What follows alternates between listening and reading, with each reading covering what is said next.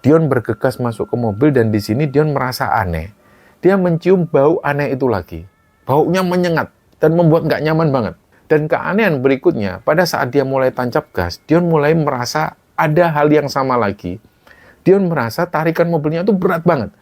Sampai beberapa waktu kemudian, kira-kira jam 8 malam, Dion ini mulai mengalami kejadian ganjil. Nah, tiba-tiba dari arah belakang, ada yang nepuk pundaknya. Spontan Dion langsung noleh ke belakang, terus dia bilang, "Ya Pak."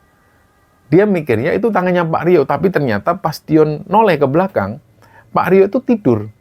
Dan kira-kira 1 jam kemudian, Dion ini tiba-tiba merasa, mohon maaf, kemaluannya itu kayak ada yang megang.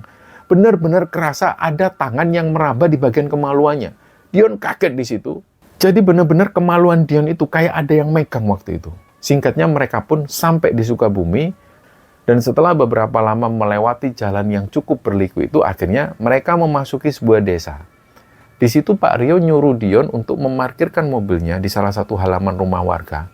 Dan kira-kira sekitar 1,5 jam kemudian, datanglah Pak Rio bersama seorang bapak-bapak dan ada lagi seorang wanita. Si wanita ini cantik, masih muda, kira-kira usianya 20 tahunan lah. Dalam hati Dion, dia itu batin, ini kayak di Surabaya nggak ada perempuan model gini aja, kan banyak, sak kelumbruk. Dah, kita jemput orang, terus ke hotel ya. Pak Rio terus ngomong ke Shirley, "Kamu tunjukin jalannya ya, Sher." Disitulah Shirley ini ngasih arahan jalan, dan sesampainya di lokasi tujuan, ternyata di situ sudah ada seorang perempuan lagi yang nunggu di pinggir jalan. Si perempuan itu cantik, dia putih, rambutnya panjang, sebut saja namanya Cynthia. Nah, tiba-tiba Pak Rio ini ngajak Shirley pergi dan langsung masuk ke hotel. Jadi Dion ini tinggal berdua dengan Cynthia. Dion langsung ngomong ke Cynthia, si perempuan ini, "Loh, kamu memang disuruh nemenin aku ya?" Cynthia jawab, "Iya Mas." Ternyata Cynthia menjelaskan kalau dia sama sekali belum pernah ketemu dan nggak kenal juga dengan Pak Rio.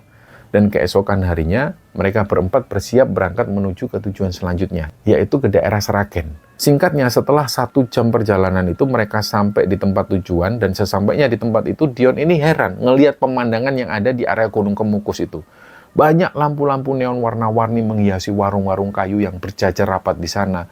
Dan banyak suara musik dari pengeras suara. Di sisi lain, banyak juga yang datang dengan menggunakan kerudung. Banyak peziarah yang datang berdoa di sana.